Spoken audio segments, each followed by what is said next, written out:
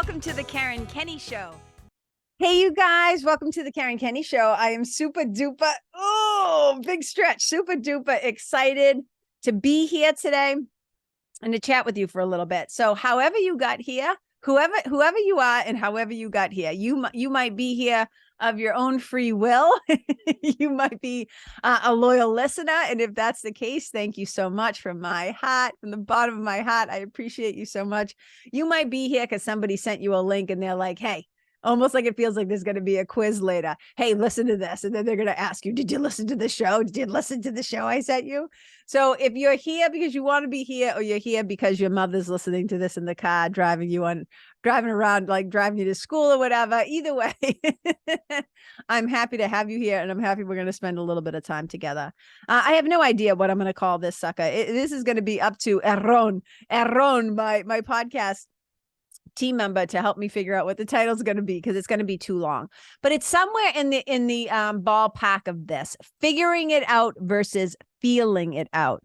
So one of the things that I find myself doing quite a bit, I was just wagging my finger at me. If you're watching this, I'm not wagging it at you, I'm wagging it at me. Sometimes I find myself saying this particular thing, and I hear it all the time also from my clients. And it's this, right? So let's say there's some shit going on in their lives.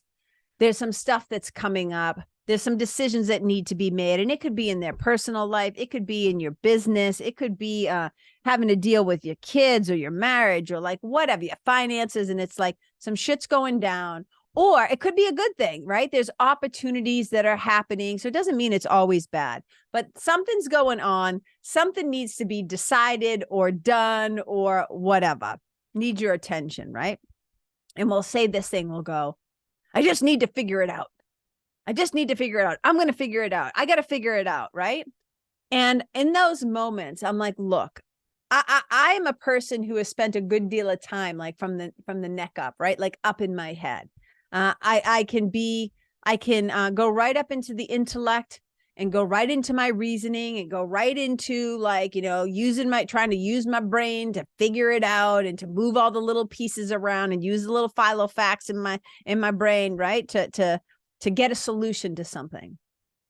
When really all I really need to do, what would really be wicked fucking helpful for me to do, is if I just sat my ass down, got quiet, and let myself just kind of be still for a moment.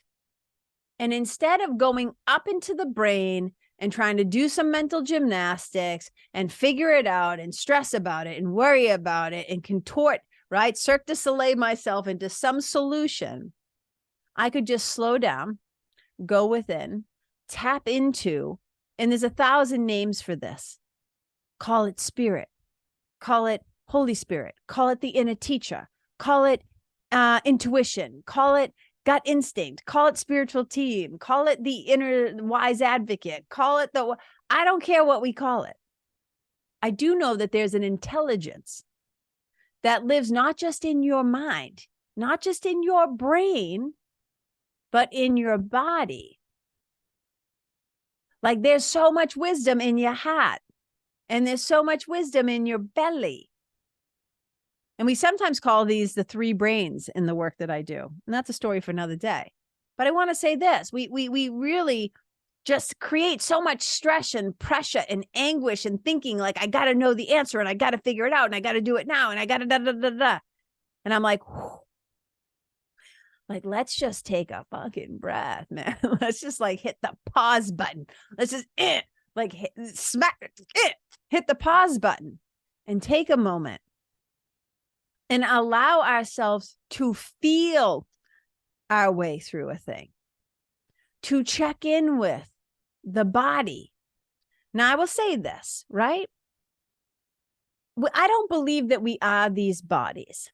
I kind of think of these bodies as like, little costumes, little outfits that we're wearing while we're here, right? We're spiritual beings. And it's like, oh yeah, I gotta throw on this meat suit, this meat puppet to walk around in, to have tactile, right? Like I'm moving my fingers, like tactile feeling, sensory feeling.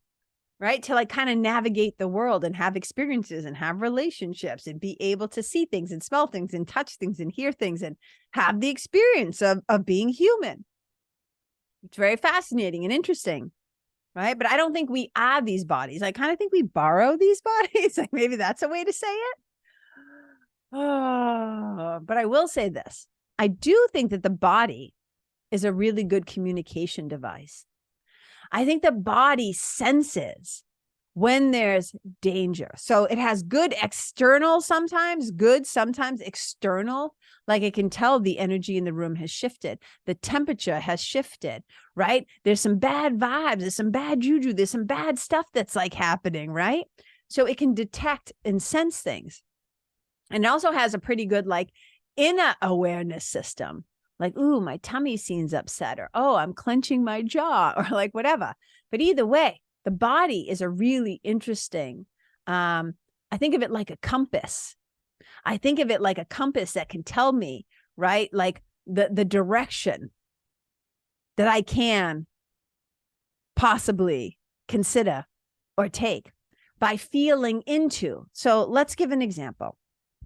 Okay, let's say you get offered to do a speaking gig, or somebody reaches out because they want to collaborate with you, or somebody says like, do you want to go to so-and-so's house for this party? Or do you want to get in that car? Or do you want to go, go to this event or whatever? And instead of just immediately saying yes from a place of I should, right? It's what I should do, right? When we try to intellectualize and reason why we should do a thing.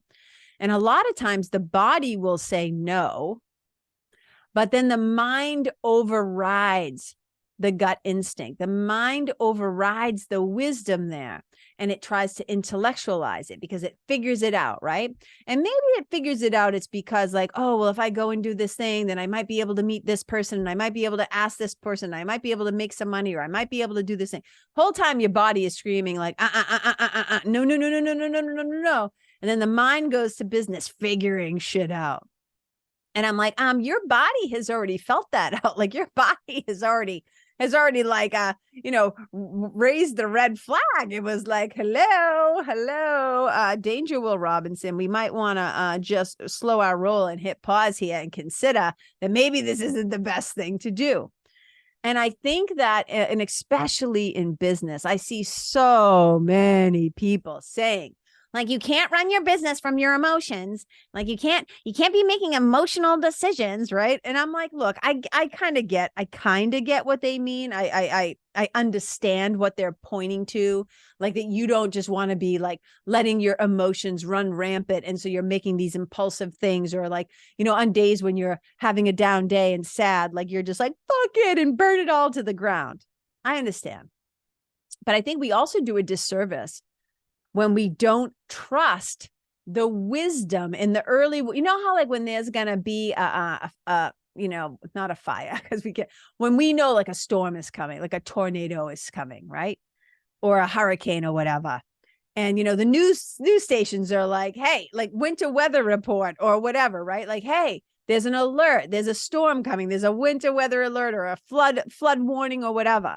And we take that shit seriously. And we're like, hey, the experts are telling us that the winds are going to be gusting 50 miles an hour. And even the electric company now will send you a text saying, hey, we're expecting some unpleasant weather. You might lose power.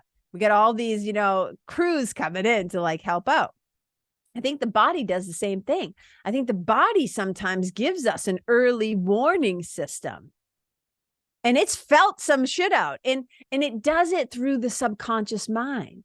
And that's the thing. The subconscious knows things.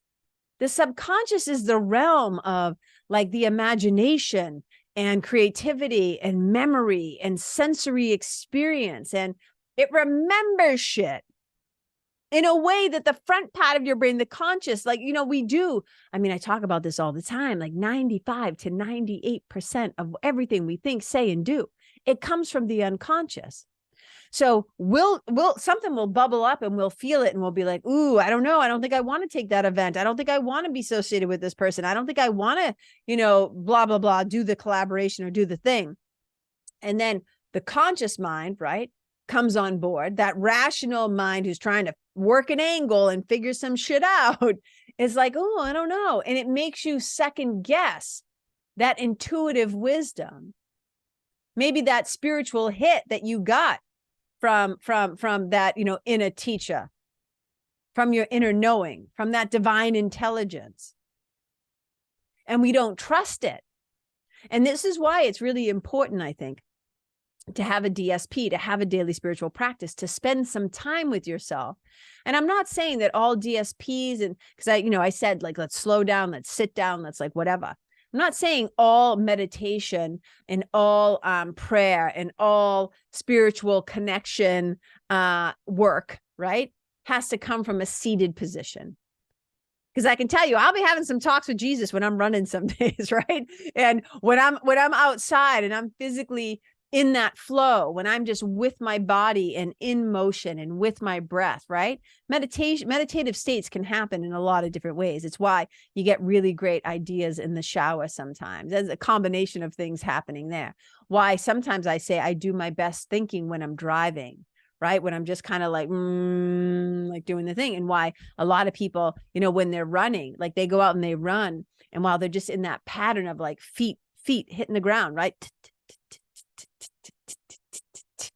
Right? And they're breathing and there's in this rhythm that all of a sudden stuff will open up to us. All of a sudden the answer appears. And not because we were thinking about it, not because we were sitting down and having a brainstorming session, not because we were trying to figure it out all on our own. It's because we tapped into something else. We kind of felt our way. It's like we allowed the subconscious mind. I always talk about it like I got little guys up in my brain. Right. I mention this all the time on the podcast. I got like that's how I think of it. I got like little guys up in my brain, and they got the little Dewey Decimal System, like a library, and they got all the little Filofax cards, and they know where all the shit is. They know where all the bodies are. They know where all the stories are. They know where all the hurts are. They know where all the disappointments are, all the things, all the betrayals, all the times I've been, a fuck up, like they got all the information. And sometimes when we stop trying to force an answer, force a solution, force the figuring it out part, and we allow ourselves to just go play or dance or run or fuck off and watch Netflix, right? When we really just kind of let ourselves like fuck around and find out, the answer like bloop, bloop, bloop, bloop, bloop, bloop, comes bubbling up because we allowed ourselves to kind of just be with it and feel it. And that's one of the things I'm really trying to practice more and more myself, is to not just respond immediately with an answer to something, where I like take a beat and I'm like, let me get back to you. Like, let me think about it. Because sometimes people be coming in hot nowadays because there's 1,000 ways to reach you on social media and the phones and the electronic devices. And I always say, we have all these machines, but I am not a machine. And I cannot work at the rate and the pace that a machine would work at. I need to just kind of step back a little bit and let myself feel my way into a decision. Feel, does this light me up? How does this feel in my body when I think about collaborating with this person, or saying yes, or promoting this thing, or going to this place? And I think so often, and especially women, right? I think so often, because we're taught from a young age to be nice.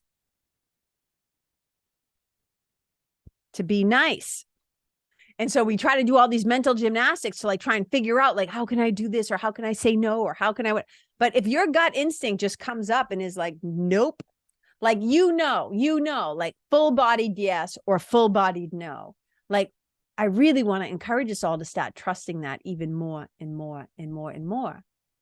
But how do we come to trust ourselves if we don't spend time with ourselves listening to what the body has to say? I mean, we'll listen to the voices in our head all day long. We'll listen to that inner critic all day long. We'll listen to the harsh stories and that critical, the attacking mind, the ego mind, the mind for guilt and shame and blame. Oh, we'll give that sucker fucking all the time in the world that it wants. But when that little bubble that comes up from the depth of your belly or your heart, like in your bones, like bone deep, it comes up and it's like raising its hand and it's going like, I don't think this is a good idea. We're like, nope, nope, nope, nope. We got to do this, right? Because it is the right, it's what I need to do. And so we kind of don't use our discernment, and we kind of push that wisdom down off to the side. And I'll often say to people when they'll say to me, when they're working through a problem, they're getting coaching or mentoring, and, something comes up, and they're like, I just need to figure out how to, do this. And I got to figure out how I'm going to, and then I need to plan, and and I go, hey, too much you, too much I, not enough God, which is another way of saying too much fear, not enough love. Right? Because it's like, I've got to. And it's like, whoa. You have help. You have help in the divine sense. You also have help, right? Intelligence within you. You have external help, and you also have internal help. But we've got to spend some time trying to listen for that inner voice that bubbles up from a sense of a feeling state. And a lot of times, something honest and true will come up. And then the mind will say something like, you're not allowed to think that.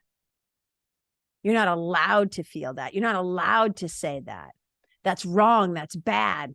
And it's that shaming. And I often think, man, and this is why, in my work that I do with clients, unshaming is part of that work.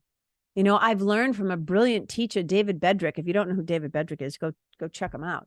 But he's one of my teachers. And the more that I'm learning to unshame myself, the more that I'm sharing that with my clients as well. And I think so often we make the brain king. We make the intellectual, what's the word I'm looking for? It's like we make the intellect the gospel truth. We say this is the golden ruler, the brain, right? Intelligence, the intellect, and we don't give honor or homage or respect or reverence to the wisdom in our body. Now, again, I don't think we are our bodies, but I do think that the body holds a lot of information. And I do think it is a communication device. Like I said, it is a compass. It is a divining rod for me sometimes, because sometimes I'll just look at somebody and I'll go, oh, no. Like like all the red flags go up, like the hairs go up, and you're just like, nope, not for me. And, there's very few people, I shouldn't say that. I have strong reactions about a lot of things. Like if you just know me, you'll see me and I see a puppy or a dog and I'm like, wah, right? Like I lose my mind because I love them. So I have pretty strong reactions to a lot of things. And then every once in a while we have things where we're like, ugh, I could go A or B. I could choose one or two. It's like, what do I do? And in the past, I'd always go right up into my brain, figure it out mode. I'm going to figure it out. Right? I'm smart enough to figure this out. I'm going to whatever. And I'm like, wait, there's a broader and wider and deeper wisdom that I have access to. And if I just get quiet enough and I can tap into beyond the brain, what I would call big mind or whatever, right? So often we confuse those two. We look at our brain, like our head, our skull. I'm tapping on mine right now. And we think, oh, the brain is the mind. And I say, no, I think the mind is a much greater thing than just the brain. The brain to me is like a little mass, a little mass of meat that's like a computer somehow. It's got electrical wires and neurons and it's got shit in there. But the mind is kind of like this greater consciousness. And I think the body kind of also has its own sort of consciousness. And it would behoove us to spend a little time checking in with that. And we can start to build that muscle of trust. And I've said this before, but it bears repeating, right?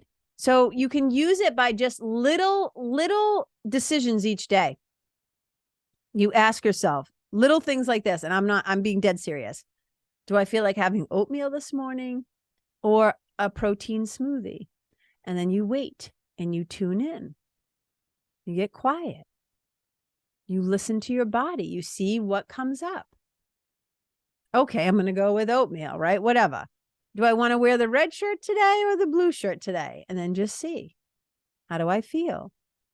Because those colors have particular energies, memories, meaning attached to them. And maybe you want to feel like a particular mood or a particular way, and you want to feel more powerful, you want to feel more soft, or you want to feel more comfortable.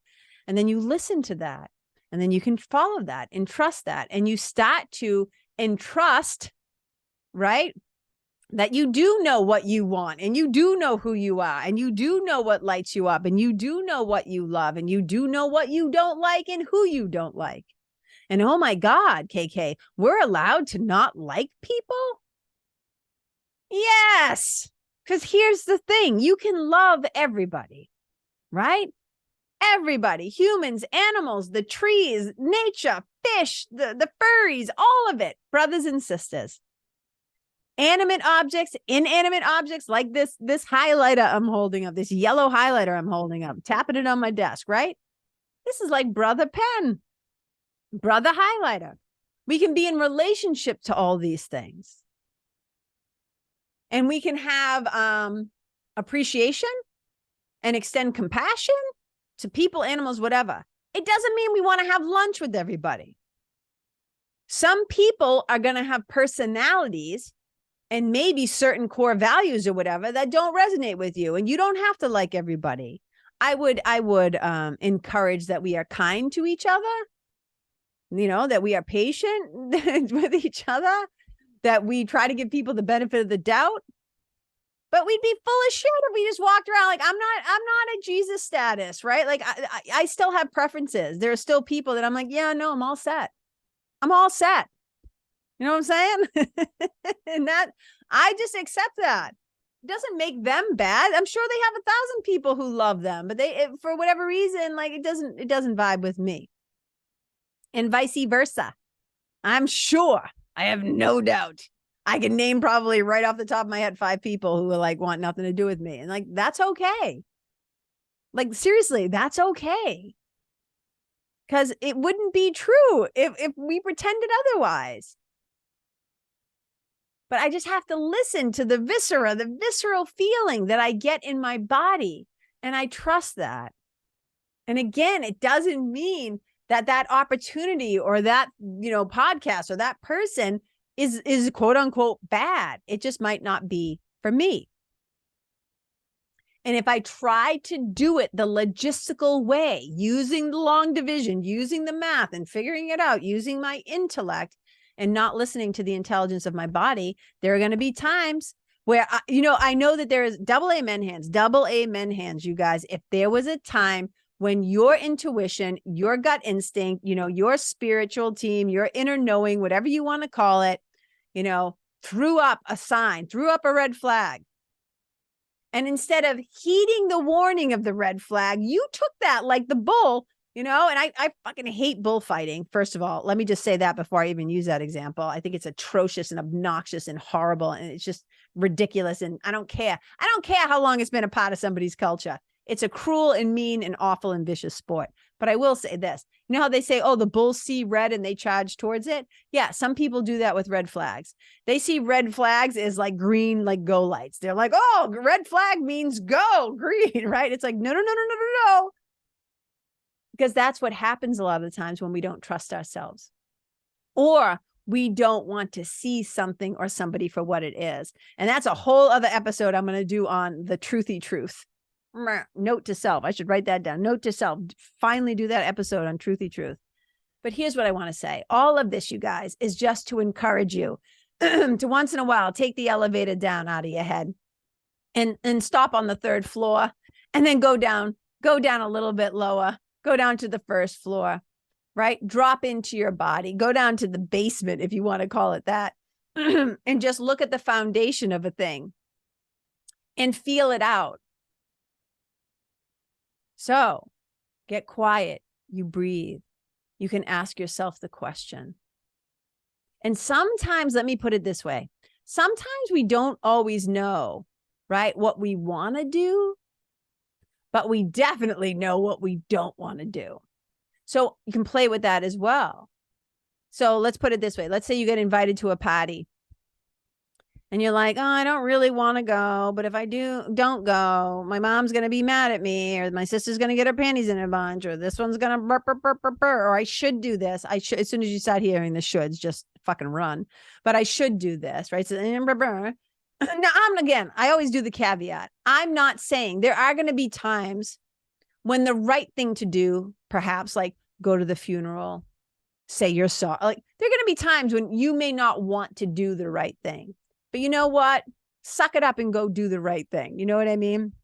But there are just going to be times when you have a sense of what's right for you, but you second guess it because of external pressure, or because you know how your family is or how that one will be or whatever, right? You don't want to, or you're a chronic people pleaser and you suck at putting your own needs first. Okay, but here's the thing. So you might ask the question, do I want to go to this cookout? Do I want to go to this barbecue? Do I want to go to this party?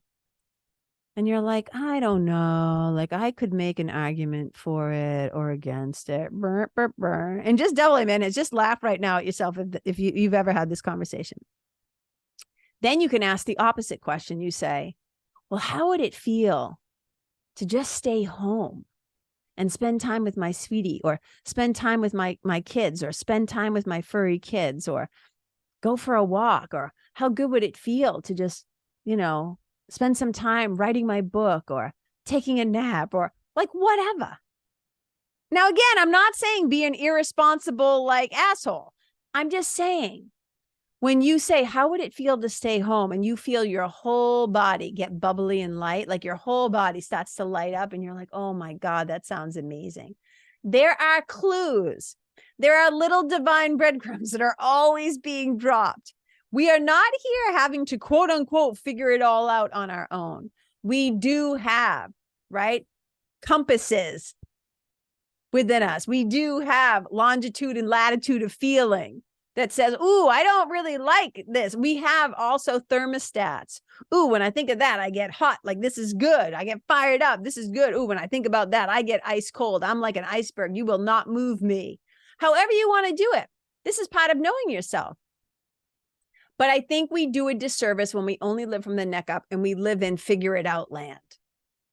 I'm like, go down to where the potty is. I don't know.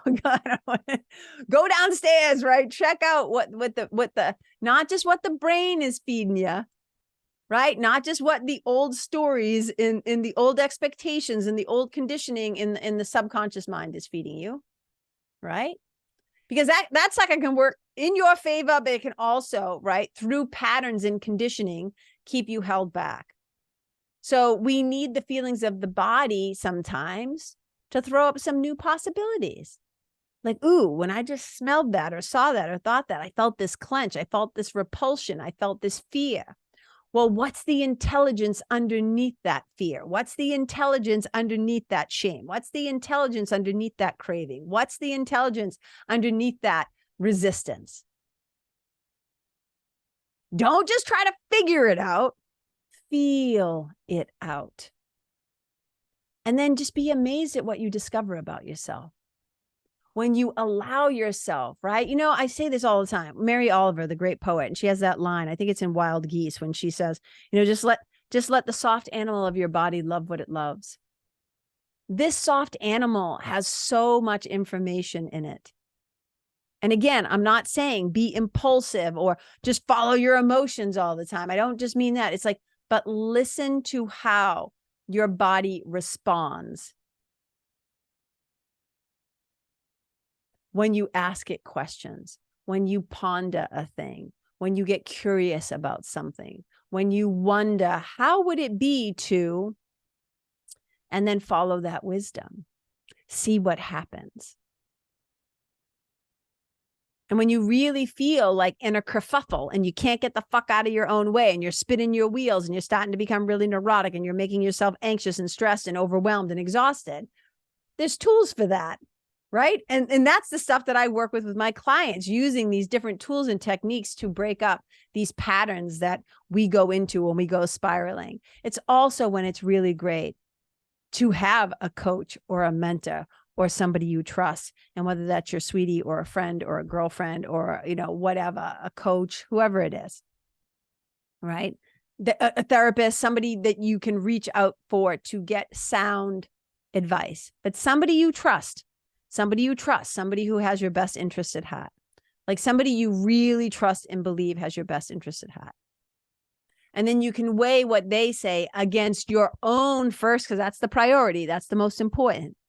Not to just follow what people outside of you say, because you are your own teacher. You are your own guru. You are your own smarty pants. But sometimes it helps to just get a shift in perspective. Because a lot of times, you ever do that? Like you ask somebody for advice and they tell you and you go, yeah, no, I don't want to do that. Like you already know, but it can be helpful sometimes. That's where the external people can be a little bit helpful. That's also why people often journal. Some of the great writers have always said, I write to discover what I actually think.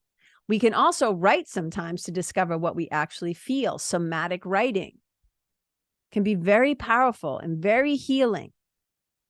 Man, I could just keep going on and on and on. But I hope this was helpful in some ways, you guys, and gives you permission, like I said, to take the elevator down out of the brain, drop into the wisdom of the heart, drop into the wisdom of the belly, drop into the wisdom of the body. And don't just try to wrestle a thing, right? Don't just do like this fucking intellectual wrestling. Allow yourself to feel into what it is that you really desire, what you really want, what you really think, what you really feel. And it's interesting. It's not just what does the brain think, it's what does your heart think? Because trust me, the heart is sending a shit ton more information up to the brain than the brain also sends down to the body. Your nervous system is alive with information. Your gut, it's often called the second brain. I would even call it the third brain, because the heart is a brain to me in its own way as well. So I hope this was helpful for you in some way. And if there's something that you've been trying to figure out, just maybe try to do it a different way, because your way, I always say to people, your best thinking is what got you here. This is how your ass ended up here right now, stuck. So maybe if we stay open to the possibility and the miracle that there's a different way and a better way and a new way, why not try it? Why not try to feel it out instead of figure it out? So you guys, thank you so much for tuning in today. It has been a pleasure to spend a little bit of time with you. A total delight, total delight. I hope you enjoyed it too.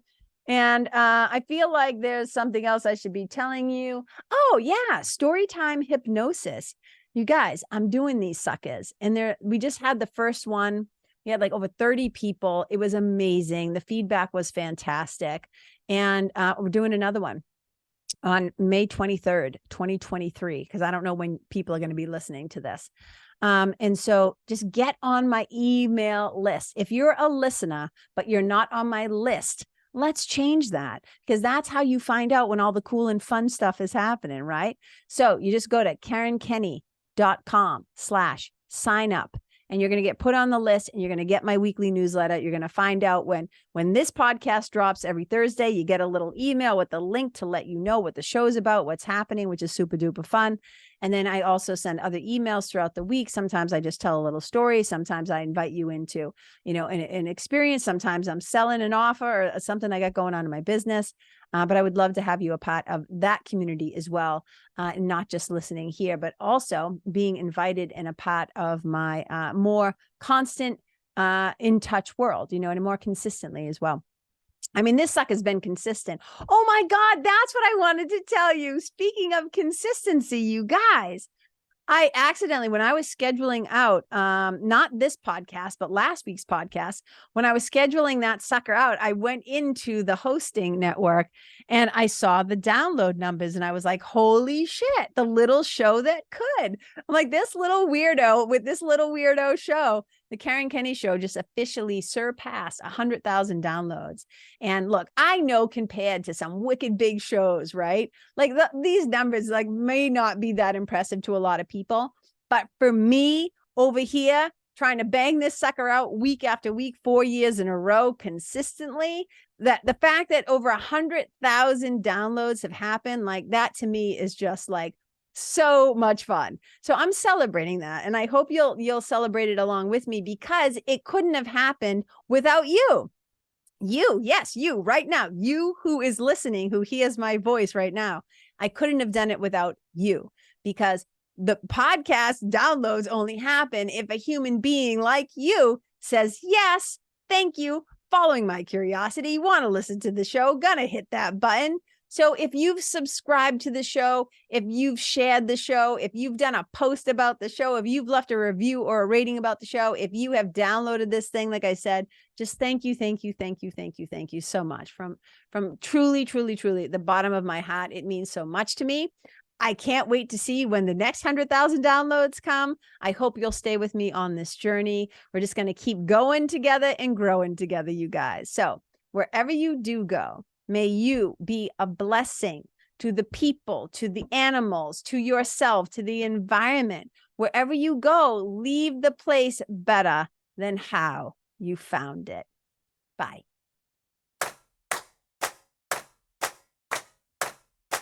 Hey, you guys, thank you so much for tuning in to this episode of the Karen Kenney Show. I super duper appreciate your time, friendship, and support. And look, if something that I shared from my heart today somehow landed in yours, I'd love to hear about it. So please tag me on Facebook or Instagram or IG stories or wherever the cool kids are hanging out these days, and let me know what your favorite part was or what you found most helpful. You can find me over at Karen Kenney Live. That's Karen, KenneYlive. And if you're digging what I'm saying and you want to hear more, I'd be wicked grateful if you could go to iTunes and subscribe and leave a review, because you guys, that's how you'll help me to keep spreading the love. And if you can think of someone that could benefit from hearing this episode, please share it with them. I'd also love to stay connected with you. So if the feeling is mutual, please go to KarenKenney.com/freebie and download my free guide to building your spiritual team. Until next time, my brothers and sisters, keep living in the fearless flow. Know that I see you, I appreciate you, and I love you. And wherever you go, may you be a blessing.